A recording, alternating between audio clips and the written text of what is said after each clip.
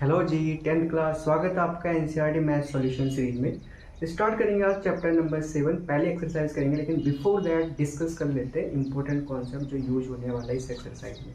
तो बेसिकली इसमें जो यूज होगा वो है डिस्टेंस फार्मूला, जिसमें हमें फाइंड आउट करनी है दो पॉइंट के बीच की डिस्टेंस। लेट्स से हमारे पास एक पॉइंट है ए जिसके कोऑर्डिनेट है x1 y1 और दूसरा पॉइंट दे रखा है बी जिसके कोऑर्डिनेट है x2 y2।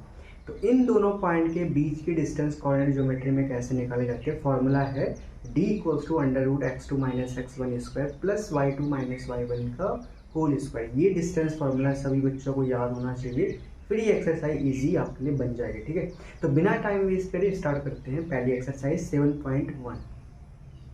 पहला क्वेश्चन देख लीजिए, इसमें बोला हुआ है find the distance between the following pairs of points. Points दे रखे हैं, डिस्टेंस निकालने। 3 पार्ट है इसके, मैं एक पार्ट करके दिखाऊंगा आपको, बाकी 2 पार्ट आप कर लोगे। तो 1 मार्क्स का क्वेश्चन है, आता है आपके पास। So first part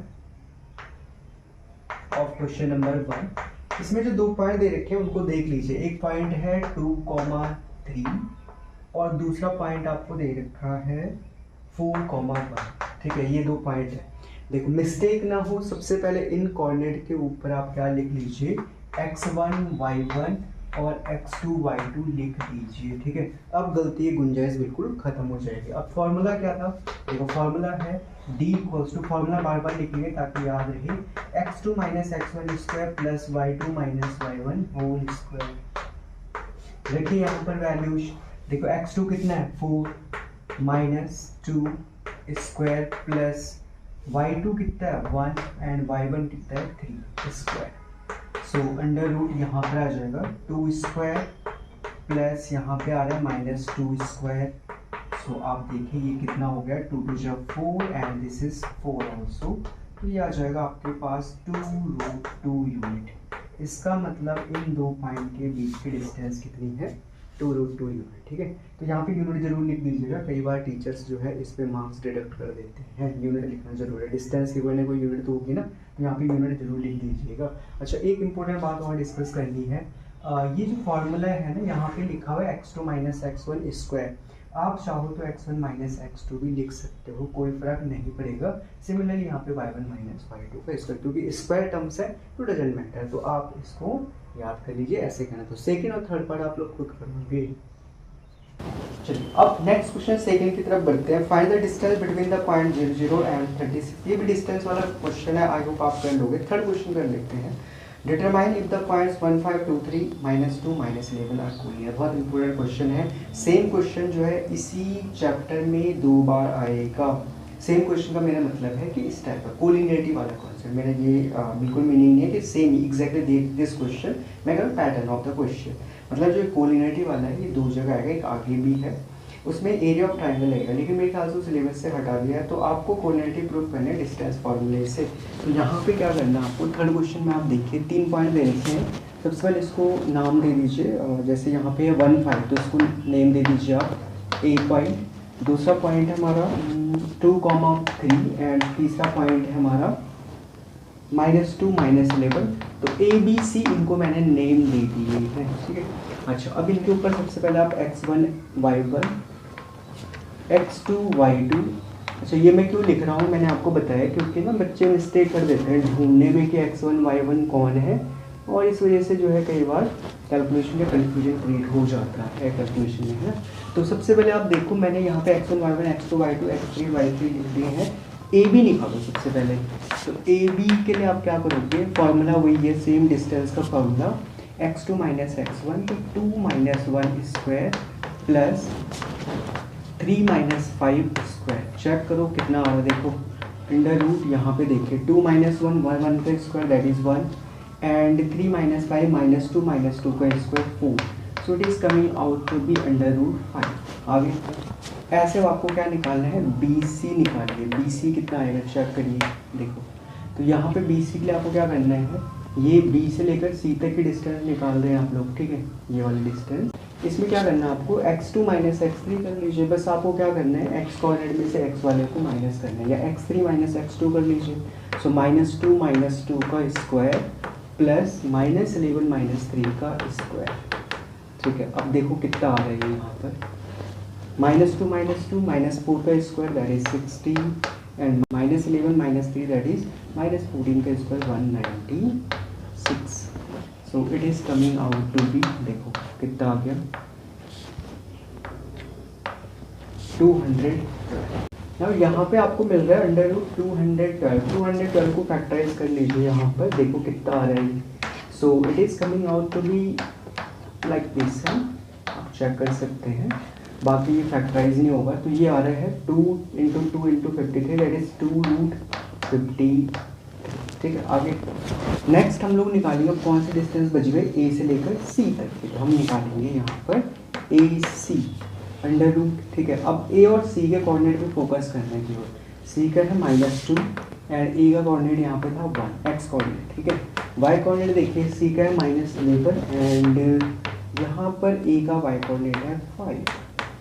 so square root of कितना आ जाएगा -2 -1 दैट इज -3 का स्क्वायर 9 एंड -11 -5 16 -16 का स्क्वायर हो जाएगा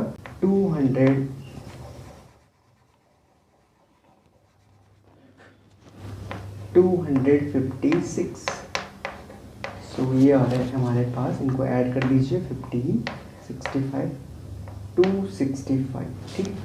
अब 265 को हमें फैक्टराइज करना पड़ेगा तब जाके आइडिया लगेगा हमें कि ये एग्जैक्टली कितना है. ठीक है. तो कर लीजिए इसको फैक्टराइज. देखिए 5 5 5 3 तो ये 5 × √53 आ रहा है. इसके आगे सॉल्व नहीं हो पा रहा तो इसको हम ऐसे ही लिखेंगे, मतलब इसके कोई भी फैक्टर जो है अंडर रूट से बाहर नहीं आ रहा है. अब हमारे पास यहाँ पर आगे है 3 distances A B B C और ए सी. ठीक है. अगर ये कोलिनियर है, कोलिनियर का मतलब होता है कि एक ही लाइन में एक ही सीट में ए बी सी, या ऐसा है या फिर ऐसा भी हो सकता है कि कोई पॉइंट इधर उधर हो, सी बीच में हो बी इधर हो, है ना. तो इन सब केसेस में आप देखो A B plus B C अगर आप करोगे तो ए सी के इक्वल आना चाहिए. यहाँ पे भी अगर आप देखो ए सी प्लस ए बी करोगे तो किसके इक्वल हो जाएगा ए बी के. तो कोलिनियरिटी का मतलब है कि दो डिस्टेंसेस का सम तीसरे के इक्वल होना चाहिए. अब यहाँ पे ए बी था बी सी था ए सी था, आप किन्हीं भी दो को ऐड करिए आपको तीसरा नहीं मिलेगा. फॉर एग्जाम्पल आपने ए बी को बी सी में ऐड करा तो देखो ए बी हमारा कितना था, ए बी हमारा √5 और बी सी हमारा निकल के आया है 2√53. तो ये तो आगे सॉल्व ही नहीं हो पाएगा और सी तो कहीं से भी बनने की कोशिश हो भी नहीं सकती. ए सी तो कहीं पे भी यहाँ पे बनेगा ही नहीं, मतलब है. सो इसका मतलब ये होगा कि भाई A B plus B C, बस आपको एग्जाम में ये लिखना है A B plus B C does not equal to A C. तो ये तीनों के तीनों पॉइंट कोलिनियर नहीं है. अगर ऐसा हो जाता है कि ये A B plus B C A C के इक्वल हो जाता तो ये कोलिनियरिटी आ जाती. ठीक है. तो इस तरीके से करना चाहिए वाला क्वेश्चन, इंपॉर्टेंट क्वेश्चन आता है. ओके, नेक्स्ट क्वेश्चन देखते हैं. क्वेश्चन नंबर 4 ये कह रहा है check whether these 3 coordinates are vertices of isosceles triangle. Isosceles triangle का मतलब है triangle in which 2 sides are equal. तो हमें क्या करना होगा, जो पॉइंट्स आपको दे रखे हैं ना, पहले एक रफ ट्रायंगल में यहाँ पे बनाता हूँ समझने के लिए. ठीक है. डायग्राम जरूर बनाइएगा, मैं कई बार कहता हूँ आपको डायग्राम बनाएंगे तो उस पर भी मार्क्स मिलते हैं CBSE के रूल के अकॉर्डिंग. ठीक है. सो 5 - 2 एंड बी पॉइंट है यहाँ पे 6, 4 एंड सी पॉइंट आपको दे रखा है 7 - 2. तो ये 3 कोऑर्डिनेट है. सबसे पहले हम ए बी साइड निकालेंगे. ए बी साइड का मतलब है ए और बी के बीच की डिस्टेंस. ठीक है. अब आपको पता लग गया कोऑर्डिनेट सिस्टम कैसे वर्क करता है, तो आप समझ जाओ कि अगर मैं बिना इनके ऊपर x1 y1 x2 y2 नहीं लिखूंगा, आप सीधे देखिए x का जो यहाँ पे x का कोऑर्डिनेट है 6, इसमें से माइनस करेंगे x का कोऑर्डिनेट ऑफ ए. ठीक है, ध्यान रखना है. प्लस इसका y कोऑर्डिनेट है 4 और इसका y कोऑर्डिनेट है 2, -2 है तो माइनस माइनस यहाँ पे प्लस हो जाएगा. चलिए इसको सॉल्व करिए. 6 - 5 1 1 का स्क्वायर 1 प्लस 4 + 2 6 6 6 36. तो ये आ रहा है √37. ए बी की वैल्यू कितनी आ रही है √37. अब आप बी सी निकालिए. बी सी देखो कितना आता है ऐसे ही. सी का x कोऑर्डिनेट है 7 और b का x कोऑर्डिनेट है 6, तो 7 - 6 का स्क्वायर प्लस √. c का y कोऑर्डिनेट है -2 एंड b का y कोऑर्डिनेट है 4, तो यहाँ पे माइनस करेंगे. It is coming out to be 7 - 6 1 1 का स्क्वायर 1 प्लस -2 - 4 - 6 का square 36. It is coming out to be √37. बस अब इससे आगे आपको इसको सिंप्लीफाई नहीं करना है, ये मान के चलिए. हो सकता है काफ़ी बच्चे AC पहले निकालें तो वो भी करा जा सकता है, बट AC जो है अलग आएगा थोड़ा सा, या हो सकता है √37 आया, मैं उसमें इंटरेस्ट नहीं दिखा रहा हूँ, बस हमारा जो मेन टास्क है कंप्लीट हो गया। देखो क्यों कह रहा हूँ मैं कंप्लीट हो गया, ए बी की वैल्यू √37, बी सी की वैल्यू √37। अभी मैंने क्या बोला था, आइसोसेलेस ट्राइंगल में दो साइड्स इक्वल होती है, तो हमने बोल दिया कि इन ट्राइंगल ए बी सी, देखो क्या बोला हुआ है, ए बी जो है वो इक्वल आ गया बी सी के, तो ये क्या हो गया, this implies triangle A B C क्या है, आइसोसेलेस है, A B C is isosceles. ठीक है, इस तरीके से प्रूव करना था। आई होप आपको समझ आ गया होगा। इंपॉर्टेंट क्वेश्चन है, ये भी आता है कई बार एग्जाम में। चलिए इसको नोट कर लीजिए, बढ़ते हैं नेक्स्ट क्वेश्चन पर। अच्छा, नेक्स्ट क्वेश्चन 5th क्वेश्चन है। देखो इसमें आपको ज्योमेट्री भी दे रखा है, बोला हुआ है in a classroom 4 friends are seated at the point A B and C and D as shown figure 7.8. Champa and Chameli walk into the class and after observing for a few minutes, Champa asked Chameli, "Don't you think ABCD is a square?" Chameli disagree using distance formula. Find which of them is correct. Right. So सबसे पहले इस diagram को आपको देखना है ध्यान से। तो 4 पॉइंट आप देखें A B C D, इनकी लोकेशन पता करें, इनके कोऑर्डिनेट पहले पता करेंगे। तो A के कोऑर्डिनेट आपको दिख रहे होंगे यहाँ पर। पहले आपको हॉरिजॉन्टल डिस्टेंस जाना है और फिर वर्टिकल डिस्टेंस जाना है।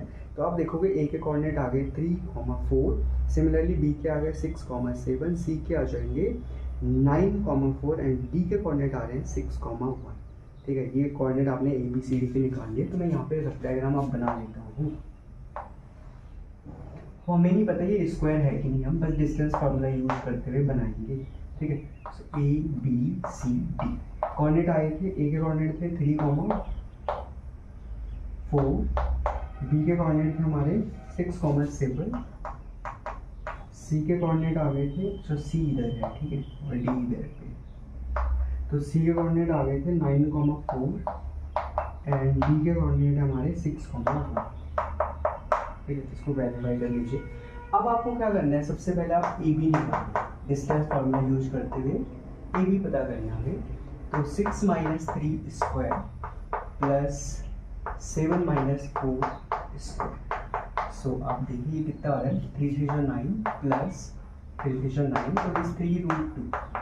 बट बी सी निकालिए, बी सी की वैल्यू चेक करते हैं कितनी आ रही है, बी सी।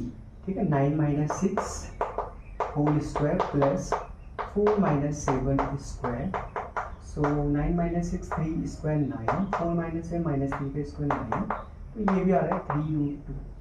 अब सी डी की वैल्यू निकालें, तो सी डी में क्या दे रखा है आपके पास, सी के कोऑर्डिनेट है देखो 9,4 एंड डी के हैं 6,1, तो 6 - 9 कर लीजिए एंड यहाँ पे 1 - 4 कर लीजिए। आई होप आपको समझ आ रहा होगा ये, है ना। डिस्टेंस फॉर्मूला लगाया जाता है जिनमें हमें 3-4 क्वेश्चन पहले ही कर लिए, तो आई होप ये आपको समझ आ जाएगा। सेम यहाँ पे फिर से यही आ रही वैल्यू। अब लास्ट रह गया ए डी, इसको भी निकाल लेते हैं। तो ए डी में आप देखिए यहाँ पे आ जाएगा 3 - 6 का स्क्वायर प्लस 4 - 1 का स्क्वायर। तो ये भी आप देखिए 3 3 9 एंड 3 3 9 दैट इज 3√2।